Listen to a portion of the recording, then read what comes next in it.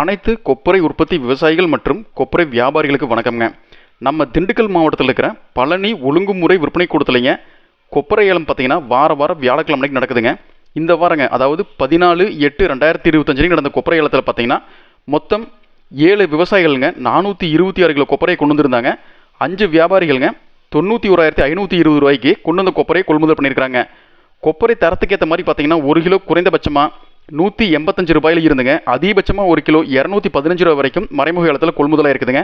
அதே மாதிரிங்க வர்த்தகமான கொப்பரையோட சராசரி விலை பார்த்தீங்கன்னா 211 ரூபா வரைக்கும் கொள்முதலாக இருக்குதுங்க.